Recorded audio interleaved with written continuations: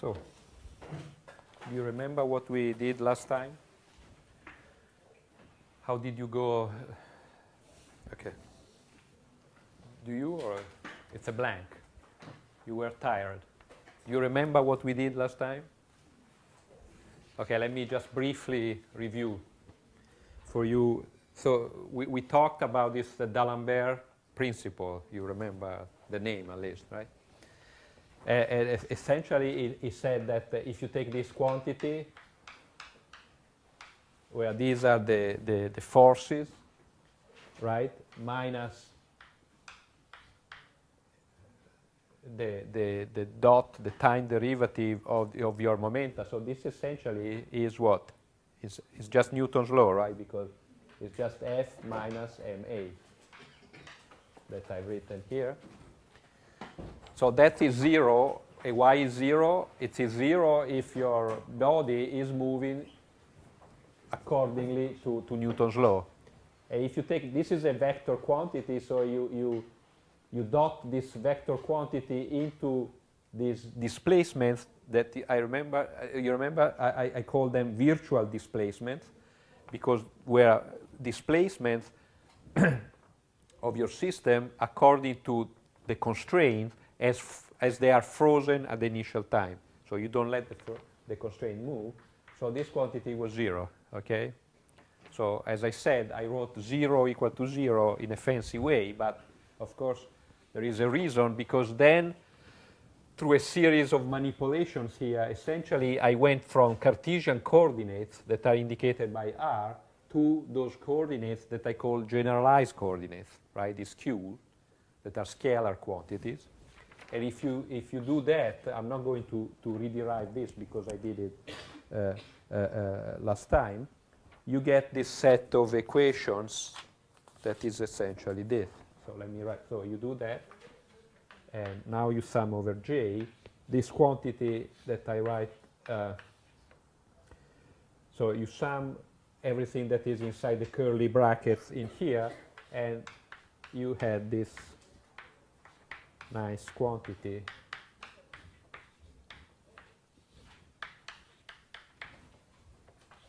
So curly bracket, and everything here is multiplied by, well, it's not a scalar because these are scalar quantity. So the virtual displacements as written in terms of this generalized coordinate, and this is equal to 0. So here is where we stop. Okay? So let's start again from here. This I call this quantity Q sub j, I call them the generalized forces because they were related, right, to the forces here through this change of variable to independent generalized coordinates. And this T here is just what? Just the kinetic energy of your set of your body, of your system. And notice here is Q dot, and here is Q without a dot. Okay, so here are generalized velocities, and here generalized coordinates. So what can I do? First of all, by assumption, the generalized coordinates are all independent, right? I pick my coordinates in such a way that they are independent, so that I can vary them independently from one another. So that means that this sum is a sum of this times this, and these are all independent. So for this to be 0, for this quantity to be 0, the quantity within the curly brackets must be 0, right? Because you are multiplied many pieces, but each piece is multiplied by something that is independently, that you can vary independently from everything else. So for this to be 0, this must be 0. So here I have these equations that you see start looking what I wrote down the first day or the second day, and I call the Lagrangian quantities. But as you noticed last time, still something is missing, because here I have these generalized forces, and what I really want is the potentials, right? Because that's a nice thing, because you see here I still have a force in a way, so still some vectorial-like quantity, even though it has been written in terms of a scalar quantity Qj, but I want to go to the potential, and that I can always do if, so first step is that I can replace this by this.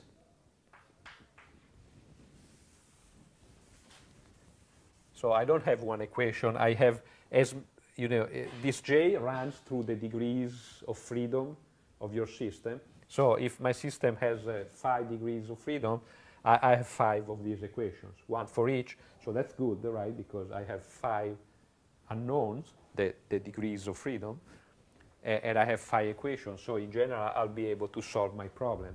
So the next step, the one we take today, is that I assume that these forces, really these were you see, the external forces, right? These forces, then, I assume that they can be derived from a scalar potential. That means I can always write them as gradients of a function that I call the scalar potential. Do you know what this is? The gradient, right? What is it? Is partial in all directions of this, that is a scalar quantity. But again, really, I don't want the scalar, the Cartesian coordinates. I want the Qj, right? The generalized coordinates. So again, I have this Qj, right? The Qj are what?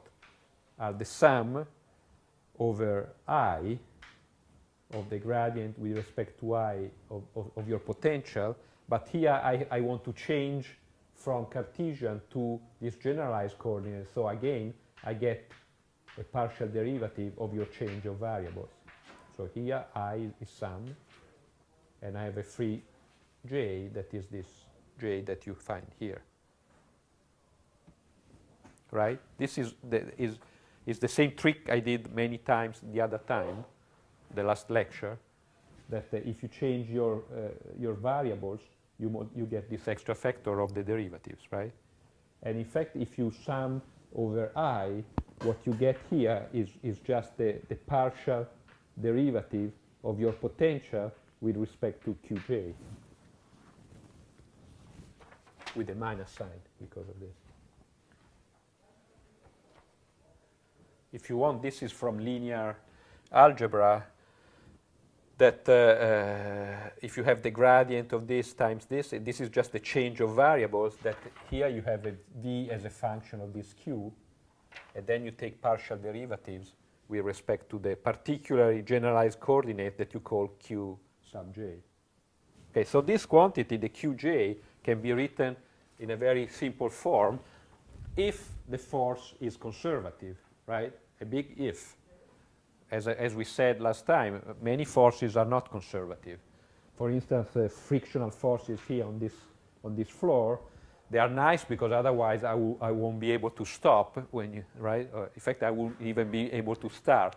It's like if you are on a frozen pond, right? There is no way, and we will come back to this problem, right? There is no way, how do you move if you are on right?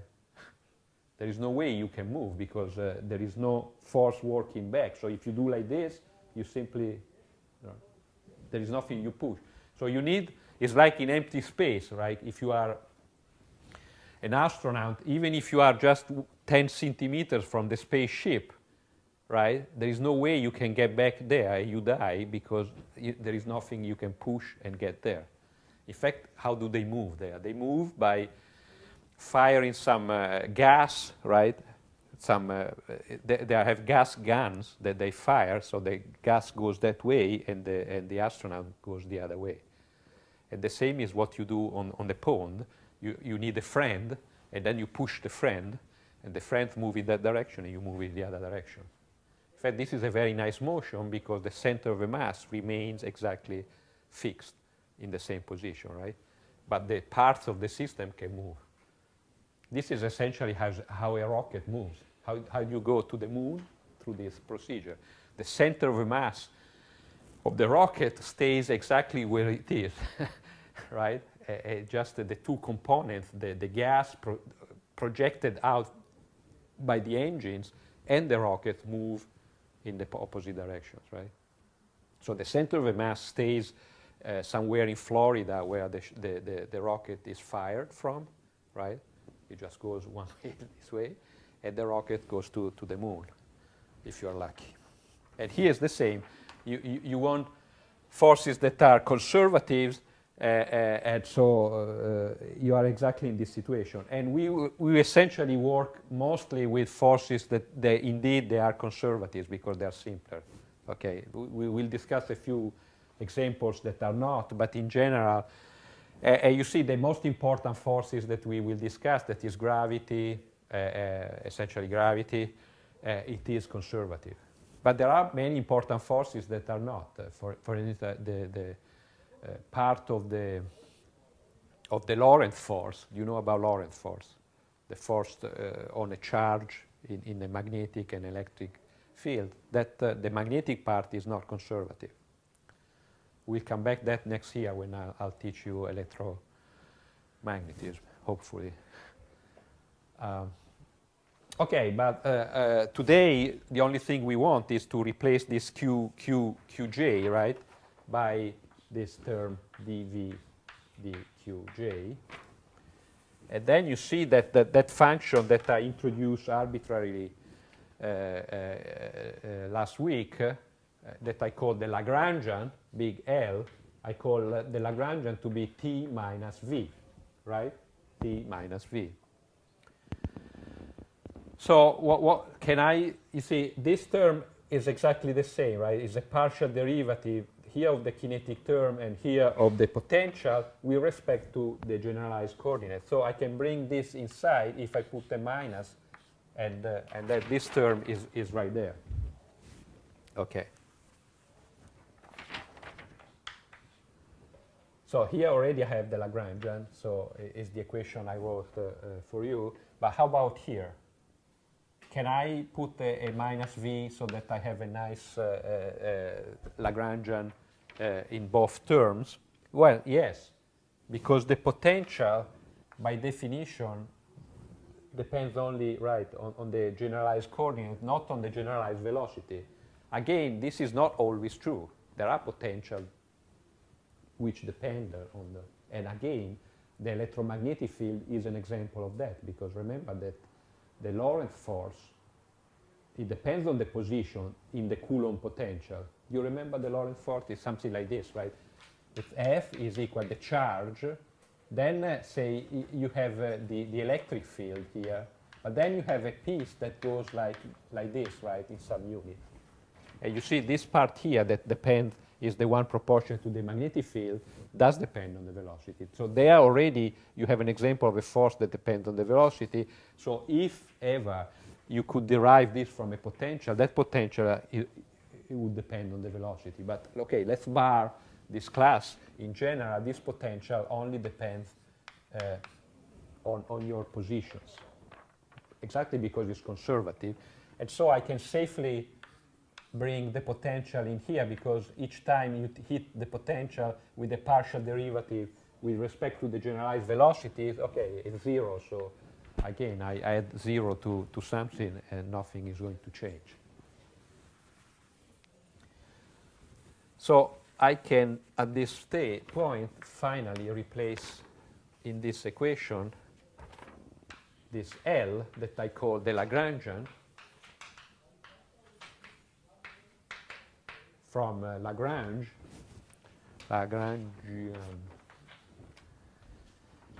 who was again a mathematician at after the French Revolution, at the time of Napoleon, and he worked out this. So I claim I sort of derive for you, I walk you through the steps from Newton's law, albeit written in this sort of weird form that we derive from D'Alembert, down to this equation. And if you believe, or if you check the steps we went last time, now you should believe that this is completely equivalent to using Newton's law. But we gain something, because you see, now you only have to write the Lagrangian, and the Lagrangian is just scalar quantity, kinetic energy and potential energy, okay, no vectors in this. And then you simply crank in this equation and you end up with your equations of motion. And if you are lucky, these equations are one of the few types you know how to solve, and then you get your trajectories, and then you supposedly you are happy, or at least you have solved the problem. Okay? Questions? So let's see some, well, unless any questions? You are, oh, wait, now two. Okay, you go first. D, Y, D, yeah, okay. This is not a question, it's a comment. No, no, it's if the system has the force outside, if the system has what? the force outside, how to No, I didn't understand the word. okay, force exterior. An external force, a force exterior. Maybe in French.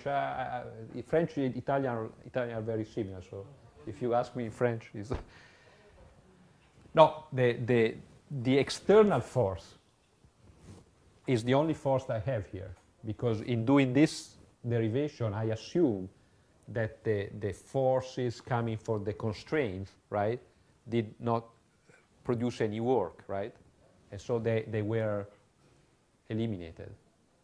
So you forget about the constraints. That was one of the points in this exercise. I don't want to worry about the constraint, right? So this is taken care of by the fact that here you have only generalized coordinates.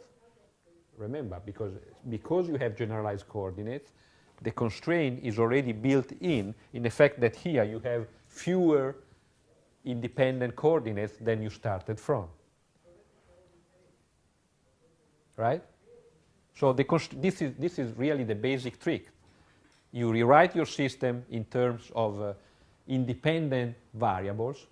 By independent, I mean I've used the constraint to reduce the number of my coordinates, right? Like if you have 2 points at the end of a road, right? In principle, I have how many degrees of freedom? Because I have 2 points. Each point we said 3. Right? So in principle, I have 3 plus 2 times 2 because of 2 points, so 6. But because they are constrained to remain at the end of this road, I have fewer. Right? I have fewer because once I fix, look, if you have 1 point here, in order to fix, I think this is a useful way to think about degrees of freedom. Start counting how many coordinates you have to fix in order to completely fix your system. So 1 point, clearly 3, because it can go this way. So I need 3 coordinates, let's say the 3 Cartesian coordinates, and then this is fixed. Then I have the other points. If the other point had been independent, I would need 3 more coordinates. But because I have this road, you see the points can only be on the surface of a sphere about the first point, right? So to fix the position of the second point, I need how many coordinates? Just 2, right? Because it has to stay on this sphere. It cannot move in this direction. So with 2 coordinates, I completely fix the other point. So with 5 coordinates, I fixed. So my generalized coordinates are not going to be just the Cartesian coordinates of my 2 points. Are going to be some linear combination in such a way that are independent. For instance, I could use the Cartesian coordinates of the first point, but then just the angular position of the second point on this sphere. And this set of 5 coordinates are going to appear here. 5 equations, 5 coordinates, okay? And the constraint has disappeared. I don't have to worry about the constraint. I worry about the constraint when I pick my generalized coordinates. But from that point on, as advertised, you can crank in this machinery and get the solution without thinking. I mean, without thinking about the original problem. Is that clear or no? No. Okay, but maybe it will become clearer as we work out a few. So let's write some Lagrangians, right? And let's see if we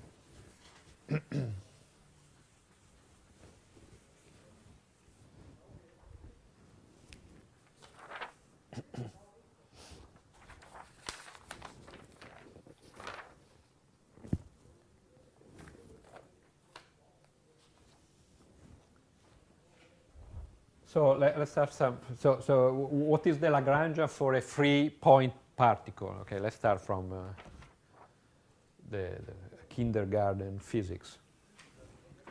So what is the potential of a free-point particle? Zero. Any other possibility? No. By definition, it's free. So by definition, V is equal to 0. And what is the kinetic energy for this? So let's say the particle has mass m. So it's just, so let's write it in Cartesian coordinates. So you take, so it's 1/2 m times, yeah. So it depends on how many, so for instance, in this room, it's going to be x dot square plus y dot square plus z dot square. Very simple. And how about if I want to write the kinetic energy of a particle that is on the surface of this blackboard? So now it's a two-dimensional problem, right? Because I put the particle, you see. So how many degrees of freedom, first of all? 2. So let's write this.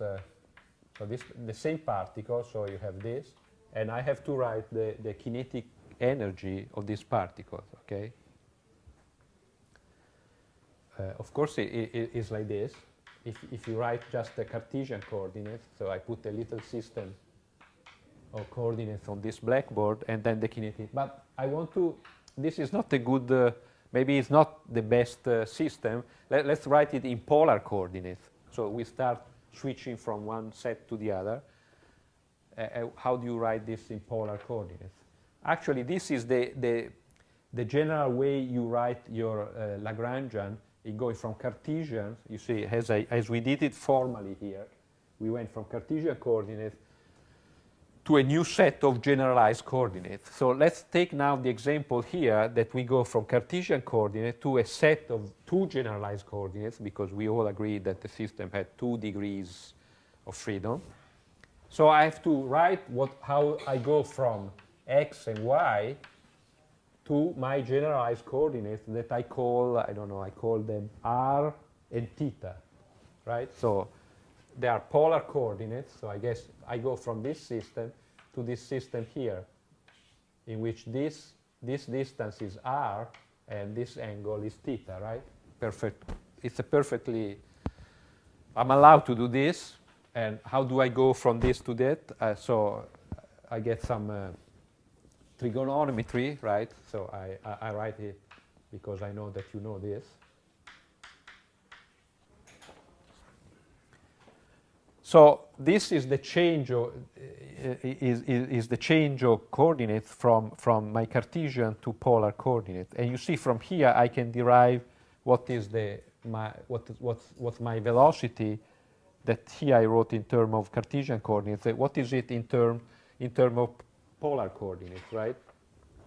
So let's do it. X dot is equal to, I have to dot this, so it's going to be r dot cosine theta. Then also theta, of course, is a function of time, right? As this point moves. So this is minus, right? R sine theta, theta dot.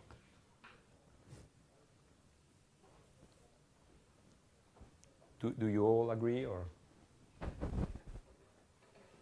I hope there are no questions about this. The same here. I have r dot. Now I take the derivative of this.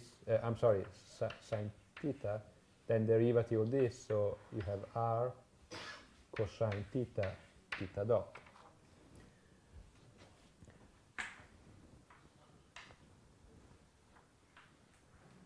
Now you have to take the square of this and sum. So what is the square of this? Where is the square of this? So it's r dot square cosine square theta, first term. Then you square this. R square sine square theta, theta dot square. Then you have the cross product, okay? Minus 2 r dot r theta dot cosine theta sine theta. Same story for the y.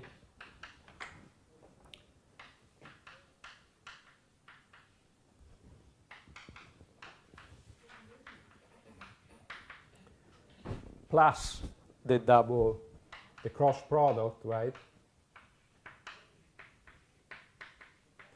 So I've taken the square of these two quantities. Now I have to sum them to get the kinetic energy. And you see nicely the cross product, they are kind enough to simplify.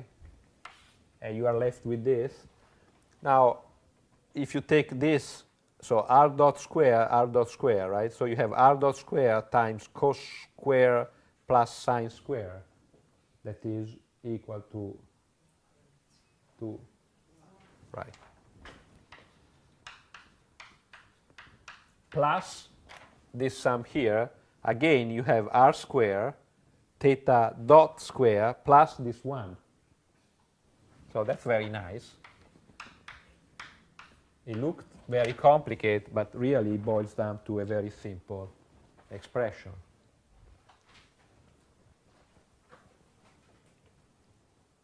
Now, this you should know by heart by the end of this class, because many problems that we will try and solve imply some polar coordinates, so you don't want to have to go through these steps every time. So you better, so as you memorize this, you should memorize this. So anytime you see a point particle in a problem with a spherical or circular symmetry, you can write the kinetic energy immediately without having to waste time.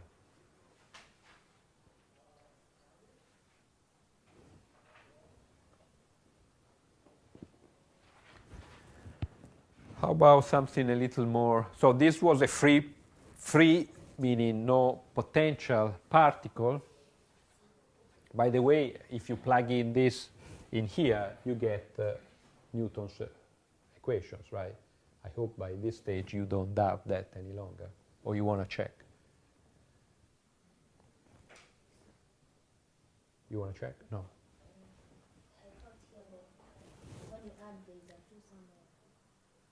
Yes. Yes. What don't you like? I add this and this. This. No. This. You are adding x dot square. Yes. Y dot square. So when you add, is it there a 2? No. 2r. No. This is a plus b square. That is equal to a square plus b square plus 2ab. I hope you're just pulling my legs. I hope. Otherwise, we have to start with arithmetic. 1 or 1. Okay. Let's just look at one, just for fun. Let's take, this is a free particles, right? So Newton's equation is going to be very simple, but just for the, so let's take this. Now, I don't know, take this Lagrangian here. There is no potential, so I only have the kinetic energy. So I have to take the partial derivative. Let's take one. I have two generalized coordinates, right? So I have x and y. Let's take x. So one equation is going to be partial derivative with respect to the x of this kinetic energy. So 1/2 x dot square plus y dot square, right? This term. Minus, again, the, x dot, the x of the same quantity.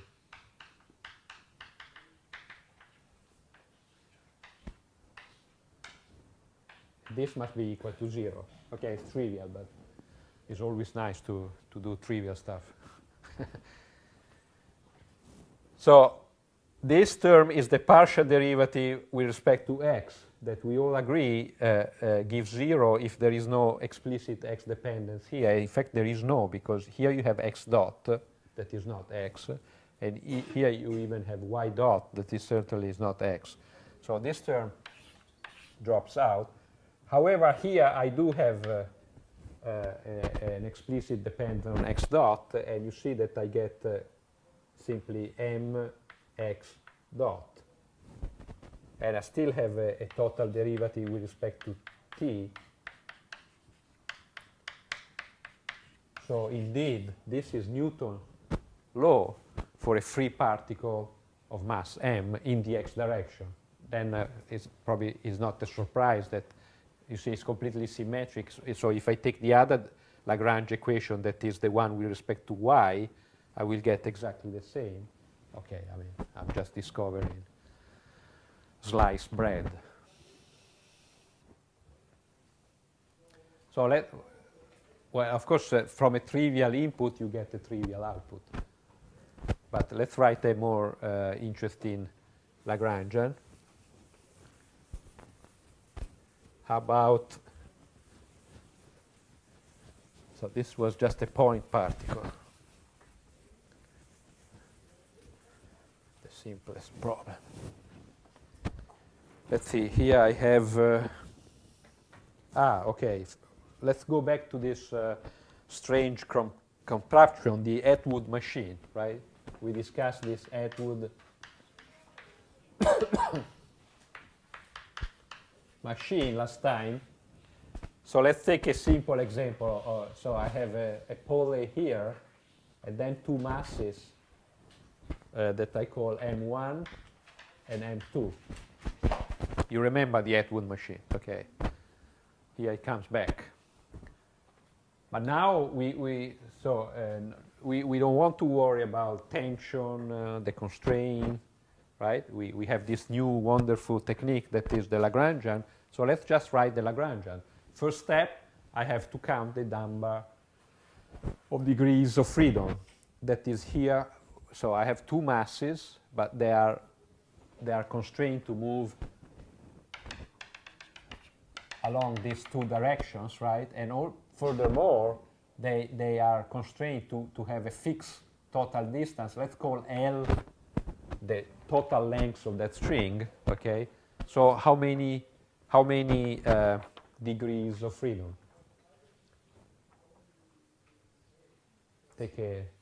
Let's take a poll. 1, 2, 3, 6. As I said, do in your mind the exercise of moving the system and fixing the position, right? So you start with one. Let's start with this guy here. As I said, it has to move on this line. So if I start counting, for instance, I call x the distance from this to the position, okay? I call x this. So I fix x. This guy, can he move any further? No. Any doubt about this? I don't see happy faces, so I stop. Do this exercise. You have to do that every time.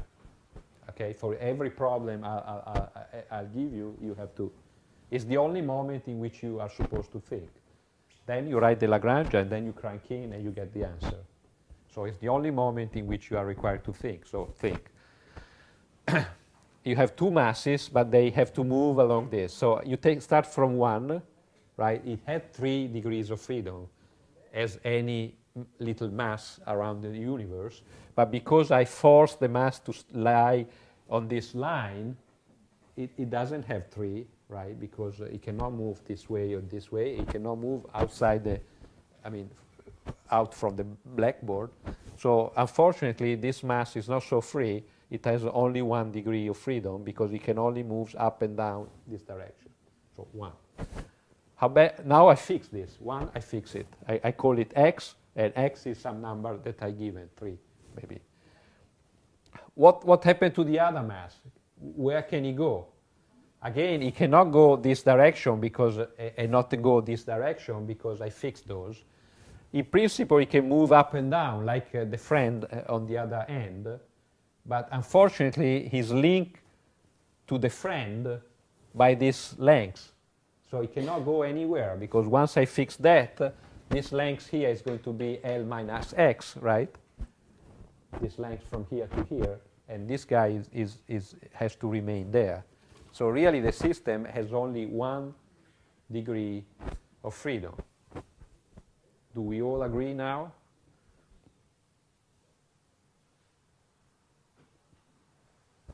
Okay. So that's a nice situation in which you have 1 degree of freedom, and it's quite natural to take this x as your generalized coordinate. And you are going to have how many Lagrange equations? No. Why 2? No, but the number of Lagrangian equations is the number of degrees of freedom. So 1. Do we all? So, and what is now? Let's write the kinetic energy and then the potential. Of course, when I talk about a mass, I'm assuming that there is gravity. So what is the kinetic energy of this system? It's just 2-point masses, right? And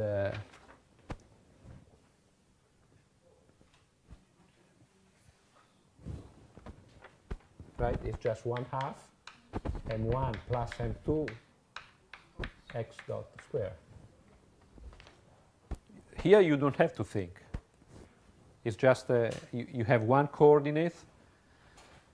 It describes the motion of both of them because as this goes down, this goes up, but you don't care. You see, that's the nice thing about using the kinetic energy because the kinetic energy is the same whether you go left or you go right. You see the advantage of not having to worry about vectors. So it's just the sum, the algebraical sum of the two. How about the potential? So these 2 masses are in the gravitational field. Let's call it G, the acceleration because of Earth, like in this room. So what is the potential energy? Well, let's take this as a reference point, as I already done by implying that the x is the distance from here to there. You know that in the potential, in the conservative potential, you can always arbitrarily add and subtract a constant, right? Because that doesn't change the force, because the force is a gradient of your potential, and any constant there is killed by the gradient. So you get the same force no matter what constant term you add or subtract. And so if you are smart, you can always add or subtract a constant term in such a way that your potential looks simpler. And this is just the fact that you start counting from whatever position, level is convenient for you. Okay? It's like if you go upstairs, the amount of work, does not depend where you start counting the 0 level, right? You can always add and subtract a certain amount of constant force. So let's count it like this. So what is the potential for the first mass? Is minus. Why minus? Because usually, yeah, okay. And the other guy, well, I add this L. So again, it's this length here that I call L minus X because of the constraint. That so it's just M2G L minus X. So now you have your Lagrangian, because the Lagrangian, we said, is the kinetic energy minus the potential. Therefore, the Lagrangian is just, well, let's write it here, is 1/2 m1 plus m2 plus, because minus times minus is plus,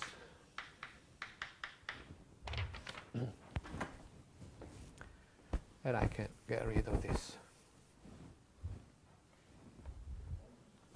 Now, again, as I said, once you have your Lagrangian, well, you just need to act with your Lagrangian equation, just 1 in this case, because you only have 1 degree of freedom. So I have to compute dL with respect to the x, right? And then I need dl with respect to x dot. These are the two pieces of your equation. And then this piece has to be really taken with this. But let's first do the first step. What is dl dx? The partial derivative of your Lagrangian function with respect to x. So you have to look for x, not here, but here, yes. So I get m1g, and that's it, because you take the derivative of this. And here you get the same, but with the minus m2g. So m1 minus m2 g. As you see, the constant terms doesn't change anything. I could have put here anything, and I would have had the same equation because it's simply killed by the gradient. How about the other term? Here I have to take the Lagrangian function, this partial derivative with respect to x naught. Now it's here. So this term here is just m1 plus m2 x dot. But the Lagrangian equation is that d dt of this is equal to this, right? So I still have to take a total derivative with respect to the time. Now these are constant, so the only thing that can change is the x, and I have my. So I take these two together. My Lagrangian equation is that dt dl dx dot minus dl dx must be equal to 0, right? This is the equation. So that means that I have m1 plus m2 x dot dot minus this quantity m1 minus m2 g equal to 0. Or if I want to write it a la Newton, I take xx dot, right? I take this on the other side, I divide by this, so I get minus m1 plus m2 g.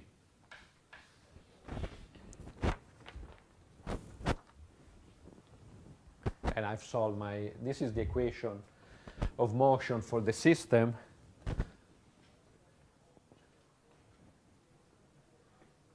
What happens if the two masses are exactly equal? 0. That's interesting. Huh? Yeah.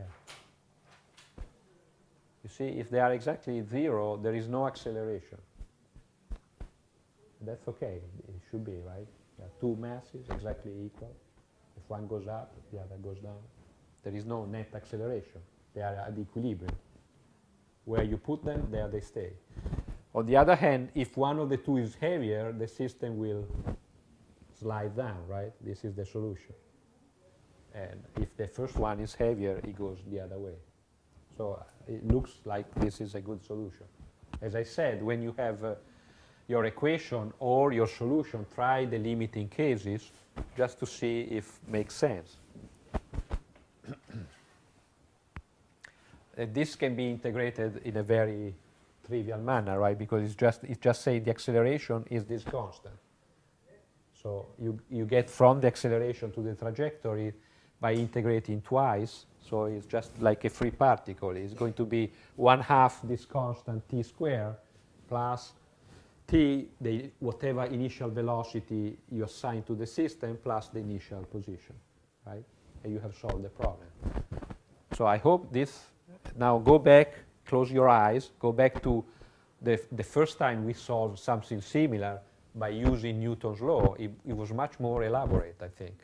You see here, very little work.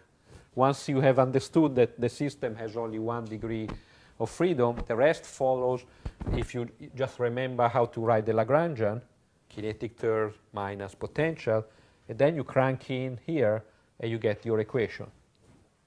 And in this case, you are lucky. The equation is very simple. You can integrate it just without much effort. Questions? So now you are really getting excited about the Lagrangian because you see the possibility. Now, I mean, the world is yours. Any problem I give you, you just crank in and you find the solution, right? Why with Newtonian physics, you know, every time was a new world. Maybe I can solve it, maybe no. If I'm clever, I found the correct vectors and I get the solutions. If I'm stupid, I will end up with the horrible differential equations that are not going to be able, and I'll fail my final exam. But here, you know, that's all. So we will spend the rest of most of the rest of this month just applying this technique to more interesting problems that are not the Atwood machines. If you look at the textbook, this Goldstein textbook I told you, so if did you find it in the library? So if I give you the homework, I just give you the numbers of the problem in that book, and you find it, right? So that I don't have to write the problem here. Yes? No? Yes. Maybe help each other if some of you have found the book. Yeah, I think it's the third edition, the one with Poole, some other names. The first two editions, they only have Goldstein's name, right? The third edition is thicker with 3 authors, I think. So I give you the numbers from this most recent edition. So for next Monday, hopefully, so now I told you how to write the Lagrangian. So these problems are about some systems in which you are supposed to write the Lagrangian. You have time to Monday. So the way this works is that on Monday I will ask you, some of you, to come out and solve the problem for the others, if this is okay with you. So that, so maybe this time I give you 3 problems, so 3 of you can agree, you can discuss it among you, or I'll call somebody if there are no volunteers. It's the usual things, right, in classes, when everyone looks down, hoping to become invisible. But the point is that by the end of this class, each of you must have solved at least one problem at the blackboard. So this is sort of a constant that I add to your final grade, right? But this is not a conservative system, so these constants make a difference. If you don't have it, you change it. You don't take the gradient. Okay, so you go to chapter 1, and so I write here the homework. So this is homework number 1, and just 3 problems. So problem 19, 21, and 22 in chapter 1. So you see they are just problems, some system, more or less like this, and you just write the Lagrangian. And then you solve, you write the Lagrangian and derive the Lagrange equations, okay? So look it up. If you have problems, tell me. If you don't find the problems or something, you tell me on Friday or just before. And then on Monday we discuss the solutions. So let's proceed.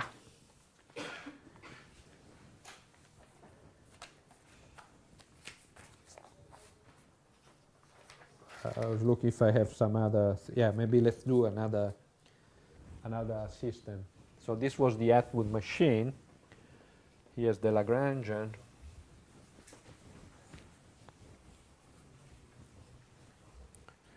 Let's discuss another example. This is a little more similar to what these 3 problems look like. So a little more. So I give you another system, and I draw. So now you have the usual point particle that I call M1, but now I want to describe a little more complicated system just to make the thing a little more interesting. So let's assume that this particle it's constrained to stay on a rod that is fixed to a side wall like this, okay? And moreover, from this point hangs a pendulum with a mass M2 here. Is that clear? So you have, okay, let's turn it around. You have a pendulum with a mass m2, but the pendulum is hanging from a point of mass m1, and these points can move along this line. Clear or not? Okay. So you see, this looks like an awfully complicated system, but we are not worried because we don't have to understand anything. We only have to count the degrees of freedom, write the Lagrangian, and we have the equations. You see the power of the things. So, okay, let's start with the usual question. How many degrees of freedom? Let's see. Well, you tell me. Let's give, clearly one is this, right? This guy can only move this direction, so let's call this x. Okay. And you say 2 because I guess you are thinking this guy here can only oscillate, so the other degree of freedom is that. In fact, I think I call it phi, just to, it's a good idea to use the full Greek alphabet. Okay, that's correct, right?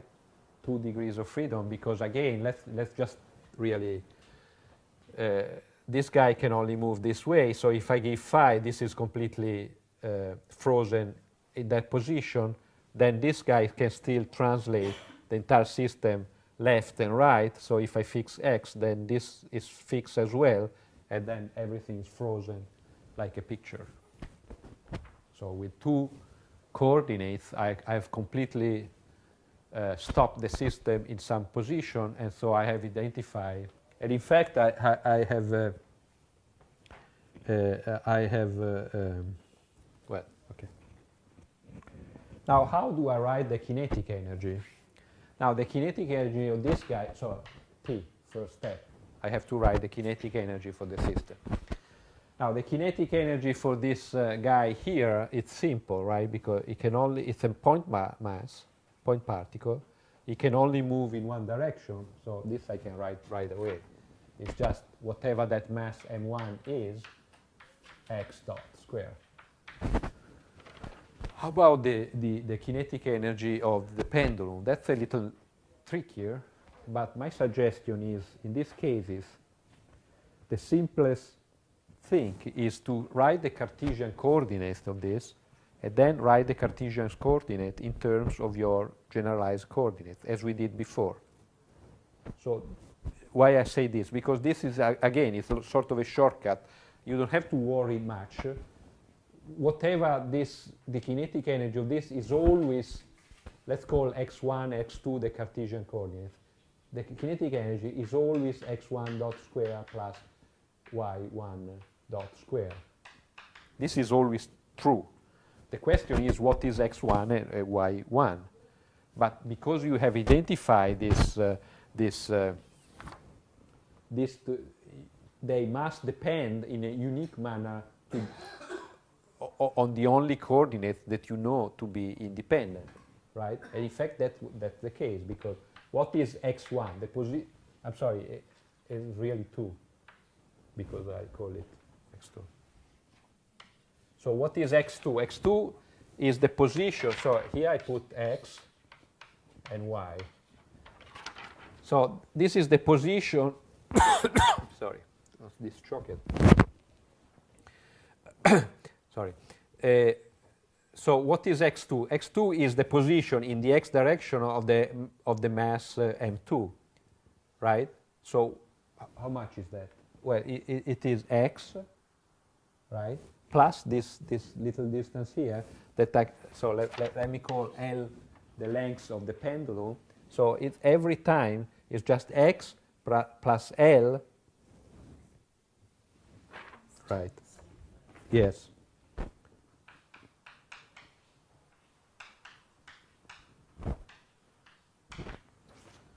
And what is y2? y2 is the displacement in the vertical direction. Again, this is clearly given simply by L, the cosine.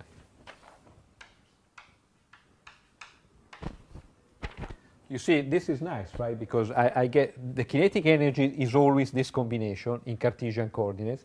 The only question is how I go from Cartesian coordinates to generalized coordinates, that in this case I know to be just the angle, because I picked the angle to be my independent coordinates, and I did well, because it's a good idea.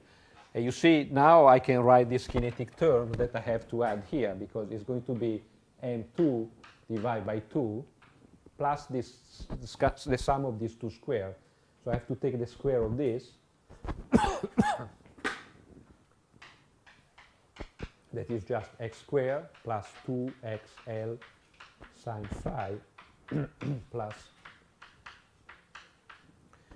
and this one is even simpler. Huh?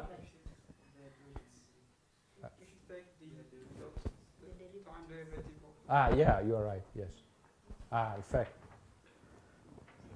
I was too quick. You are right. So let's do it. I have to take the dot, as they said, and then square. So this is the dot here. How about the dot here? You see, okay, let's do it here. It's x dot plus, L is a constant, cos phi, phi dot.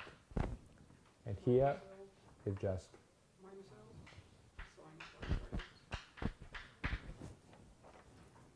is that okay with all of you? So now I square, and I write it here.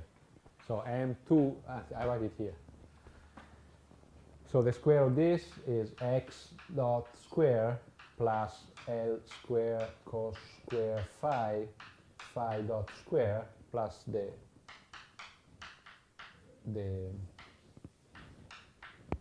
cross product plus that is a single term, so L square phi dot square sine square phi. This is the kinetic energy. Again,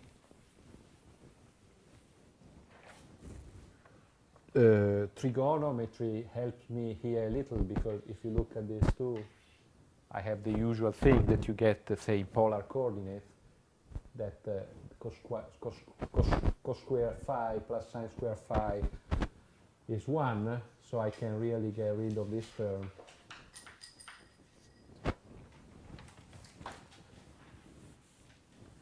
And it's this.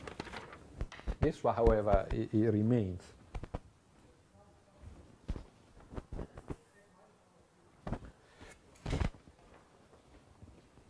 Maybe I can write it this way. You have the sum of the two masses accelerating with the x dot, right? If you collect this term and this, plus the m2, because it's at the end of this pendulum, it has an additional term that you write in this form. Maybe like this.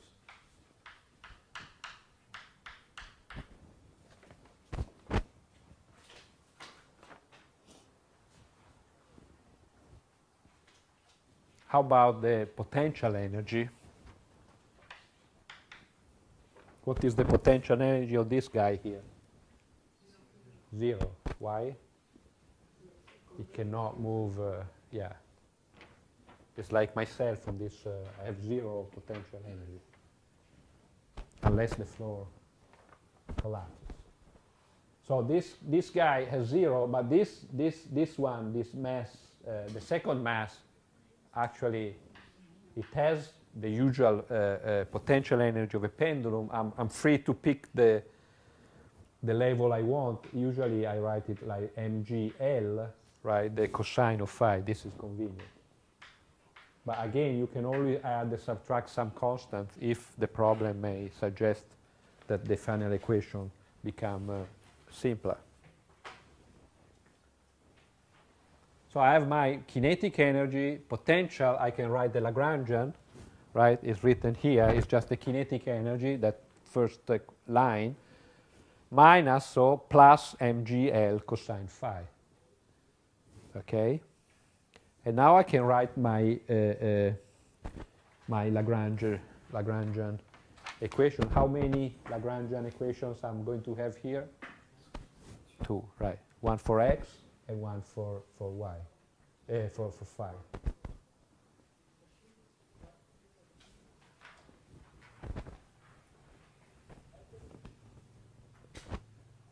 So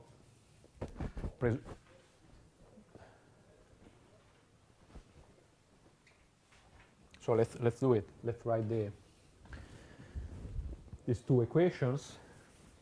So the first one is, let's take, so d dt of my Lagrangian with respect to x dot equal dl dx.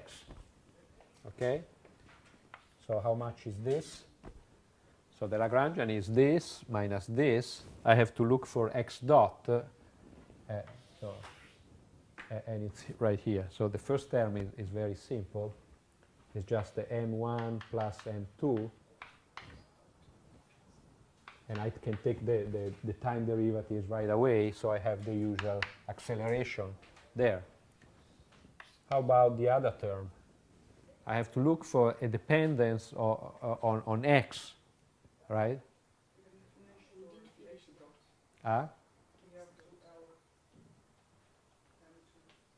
But there is no x, right?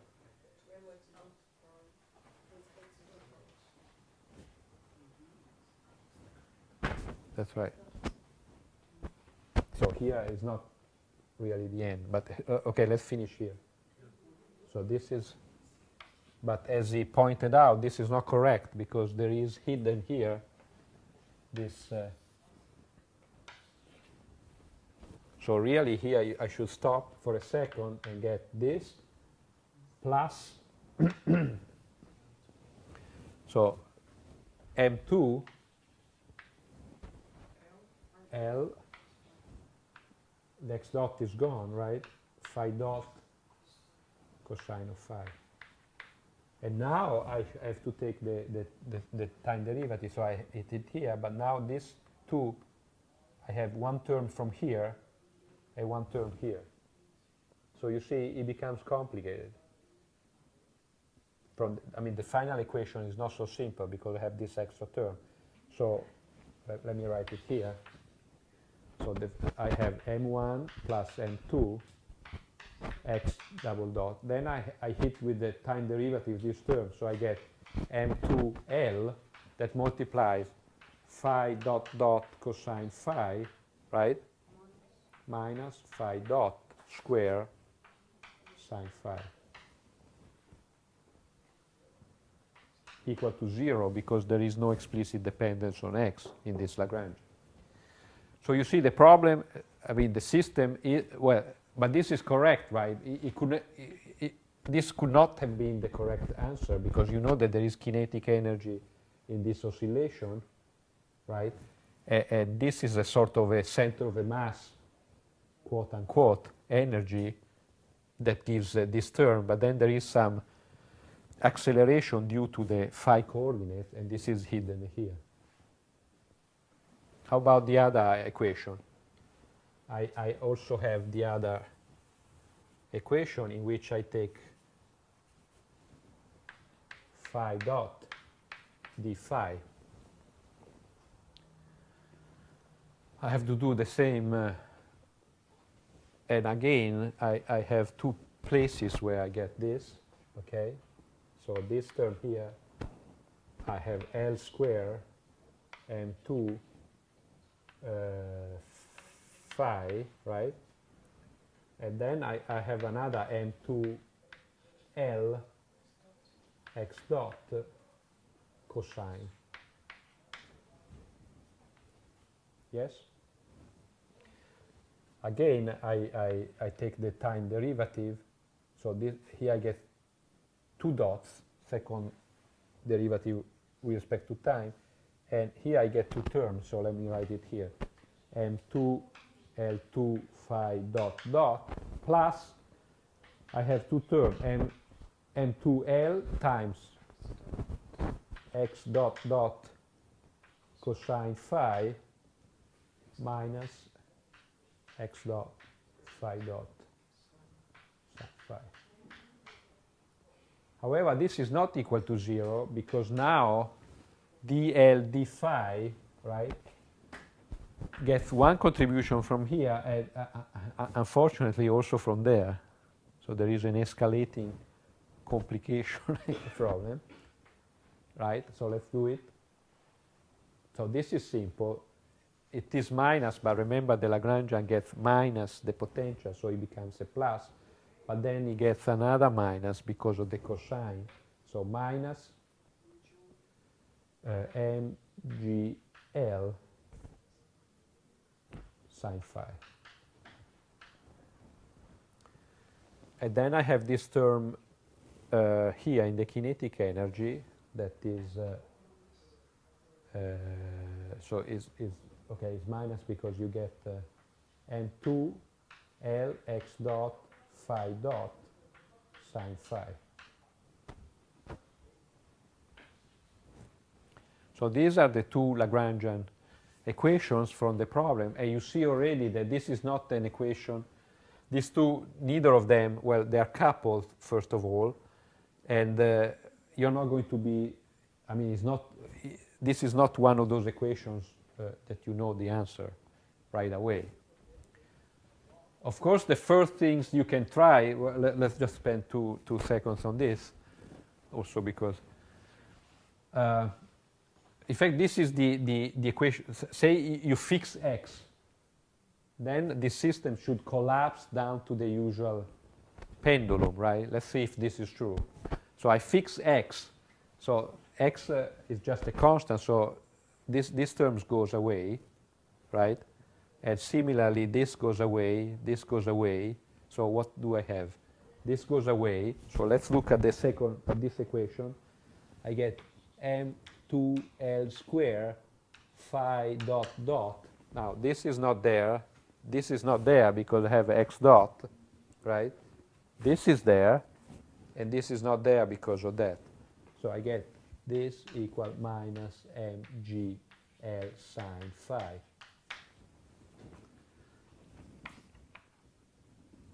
This is m2 all along.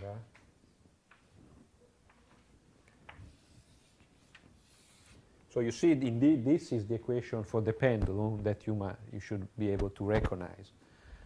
And even this one, even this equation, you don't know how to solve it, I assume, because you have a sign here, and this leads to a rather complicated integral. In fact, this is the starting point. If we have time, maybe we will discuss this. This is the starting point for the entire branch of mathematics that is called the, I don't know if you have done this in the Narayan class, the elliptic integrals. Have you elliptic functions? No? Okay. But anyway, if you want to study these equations, you need those elliptic integrals. And where do you find those integrals? You know that there is this book with all the special functions. Have you ever seen this book?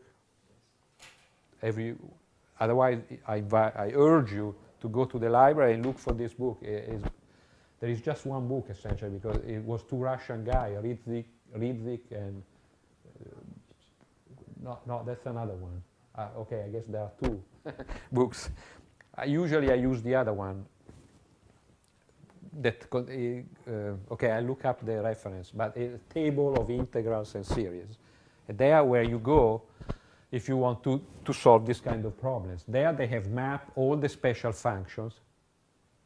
All the special functions you can, I mean, all these special functions come from problems like this. I mean, they are special because they arise first in some mathematical problems that came from a problem, from a physical problem, right? Also, trigonometric functions are special functions. It's just that you are so used to them that you think of them as elementary functions, but they are not that elementary. Can you compute the sine of phi for any value? I mean, I know that you plug your pocket computer or something, you get the number, but how does the computer compute the sine? Right. Did you hear? Series. You need the Taylor expansion. And what is the Taylor expansion? Just a polynomial expansion of your function, because the only thing we know how to compute are polynomials. It's sad, but that's what it is. The human brain can only compute polynomials. You only know how to do 2 plus 2 or 2 times 2 times 2 and so on, right? So Taylor gave us this incredible gift that any function about some point can be expanded in polynomials, and then you know how to compute it. And that's what the computers does. Maybe it's not using Taylor expansion, it's using some better expansion, meaning that it converges, an expansion that converges faster, but still is just a polynomial at the end of the day. All these polynomials have been grouped in special functions, be that the sine of phi, very simple expansion of the even powers of, or the sine is odd power. But you have, what special functions do you know? Right? That's another special function that comes from, from a certain kind of differential equation. That's the way they discover. They discover the equation, they study the solution. They noticed that these equations was popping out in many different problems, so they gave a name. And they call it the hypergeometric or something. And here's the same. The solution of this is another function that comes out very often, and so they gave it a name that is elliptic function. They're very nice. If we have time, I like to discuss them, because they are a sort of generalization of the trigonometric functions. They have the nice feature that they are, the trigonometric function is periodic in one dimension, and the elliptic function, they are periodic in the complex plane. So that's very pleasant. If you like mathematics, they are nice, but okay, it's not essential. Anyway, just so this looks like embedded in our system. You do have what you expect from the fact that if I freeze one of the coordinates, I get back my pendulum. And just to say, usually you solve this problem for small oscillations, meaning by small that phi is sufficiently small. And again, thanks to Mr. Taylor, you can replace here phi. And so this problem, you see, becomes very simple because it becomes this differential equation. Well, let's bring it on the other side. G, right, divided by L, phi equal to 0. And this is a differential equation that you do know, I hope, how to solve. Because in fact, this is the definition of the sine and the cosine function. This, in fact, is the best definition of sine and cosine. I don't know how the function sine and cosine were first introduced to you, but I think the best way is to first introduce the differential equations and then define the sine and cosine as the solution of this differential equation. The same is true for the exponential function. What is the exponential function? Well, it's that function, the derivative of which is equal to the function. Right? So you introduce the differential equation, and that gives you the exponential. That's the nice.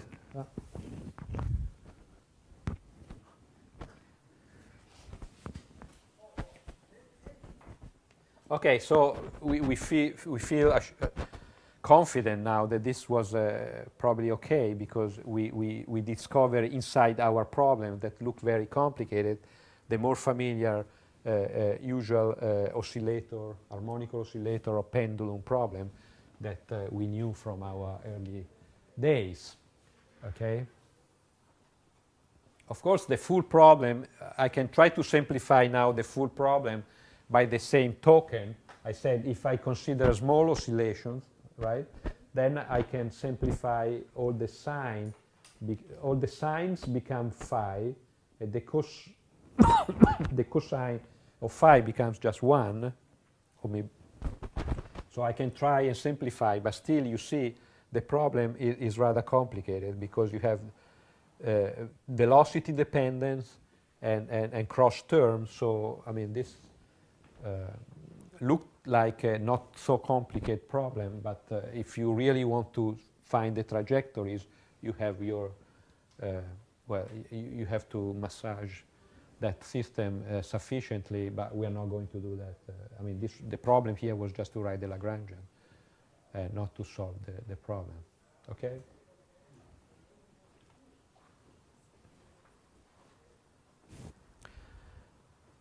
So before I stop, I want to introduce the next thing I want to discuss, and I'll finish tomorrow. So let me, you have any questions or comments?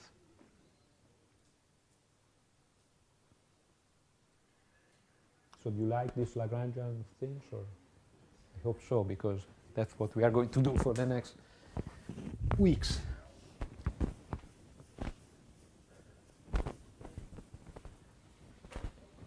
So before we really start with some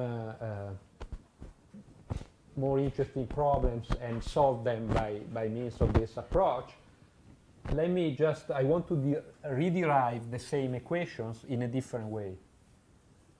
In physics, it's always a good idea to derive the same things in different ways. In fact, this is part of what you remember what I said the first day, that you have to develop some physical insight, and this you do by solving many exercises, but also by getting the same equations from different point of views, because if you have different approaches to the same set of equations, then you are in a better position to solve or to apply those equations in different situations, and this is what we call physical insight. So I start, well, see, I don't have much time, but let me just start just state what I want to do, and then we do it tomorrow. So this is a completely different, you see, up to now we have discussed differential equations, right? And differential equations are that things that if you tell, or if you have your system and the velocities of your system at one point, that tells you how it goes next point, and from there to the next point, and from there to the next point. This is the way a differential equation describes the motion, right? Because it's a differential equations. It just a small increment of the motion of your system by an infinitesimal amount of time, from one point in time, one at a time. So you look at the trajectories as it develops in time, from one time to the next, to the next, to the next, and this will follow the motions, okay? I already mentioned this is not the most natural way to describe the motion. Again, you have a chalk, you throw it. If you don't know anything about differential equations, you would like to describe this motion as the trajectory. I toss this chalk, and it moves like, you know that is a parabola, but forget it, just like a trajectory like this. I don't have this idea that I describe the motion by a vector in time that moves this way. This was, as I said, the idea of motion that they had before Newton or Galilei. I don't know who was the first one. Anyway, before the 1600s. And you see, the problem with this idea is perfectly fine, and we are going to use this idea to rederive Lagrange equations tomorrow. But the problem with this idea is that the mathematics that you need in order to develop this idea is more complicated than usual differential equations. And that's what people for 2,000 years were stuck with. They had this nice idea that bodies were moving along trajectory as a whole, so that if you toss something on the beach, it will move like that trajectory. But that was all. They couldn't write an equation, the solution of which would describe this motion. So, okay, it was nice. You could say, well, this moves like that drops like that, but that's not how science developed. They were not able to produce a quantitative predictions about the motion, right? If you solve the differential equation, I give you the mass of this object and the initial velocity, then you know how it moves. In fact, you don't even need the mass, because as we discussed, it does not depend, the trajectory does not depend on the mass of the object. So they had this, people had this idea that motion was following some trajectory in space, but they didn't know what to do with that, because they didn't have that branch of mathematics that is called, I don't know, with different names, but calculus of variations, maybe this is how, that was developed only in 1800s. two centuries ago, yeah, 2 centuries, 200 years ago. Because you see, you understand that this is a more complicated problem because you have to, so let's say you have at time t1, you have your body here. Let's just take a point particle, but you will see it nicely generalized to more complicated systems because all you have to think is instead of a space with 3 dimensions, you only need to think of a space with the number of dimensions equal to the number of generalized coordinates. Think of the power of this idea. If you have a point particle, you have 3 coordinates in 3-dimensional space. Okay. If you have a more complicated object, right, maybe with 6 degrees of freedom, can still be thought as a point in a 6-dimensional space, because in a 6-dimensional space, that point that now is an object is still specified by 6 coordinates. So if you increase the number of dimensions of your space, you can think of your body, no matter how complicated it is, by a point in a more complicated space. So you think, okay, I mean, I'm making my life even more complicated because I have a simple object but in a more complicated space. True, but still a powerful idea that we will exploit. But let's stay with a simple point at time t, and as I said, it moves to a point, to another point in space at time t2, and this is the trajectory. And you see the problem here. If you have the differential equation point of view, you just divide this in small, right? And each of these is the trajectory that maybe in space, 3-dimensional space, is identified by this coordinate, and then you solve the differential equations as the body moves. On the other hand, if you want to think of this trajectory as a single whole curve, you don't know exactly what to do. You have to vary the curve, right? And study how, by varying the curve, some constant, some quantities changes, and then write an equation for this change.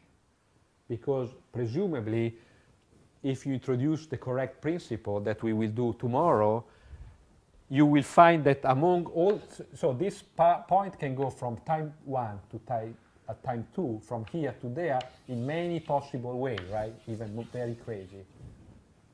But what happens is that if you try for that given system, it goes in a single way. So why that way? Why that trajectory? Why if I touch this, it goes down like this, it doesn't go up and then down? You see, it's the same problem, but in a different way, and this is really how people think. A kid would think like this, I guess. So why, out of all these possible trajectories, the body follows a single one? If I'm able to translate this problem in mathematical terms, then I will be able to rederive Lagrange equations, because at the end, I still have to obey Lagrangian equation in a different manner. And this is what we will do tomorrow. I will introduce a principle that says that the true trajectory is, well, I'll leave that to as a suspense for tomorrow. And by applying this, I will rederive Lagrange equations. But you see that the problem here is that I have to, the mathematics here is not the usual differential equations, it's the calculus of variation, because I have to compute some quantity along this path and study how this quantity varies as I vary the path. This is a sort of next ordering complication from the other problem that was just how the quantity vary as I vary time. So that's what we'll do. Okay.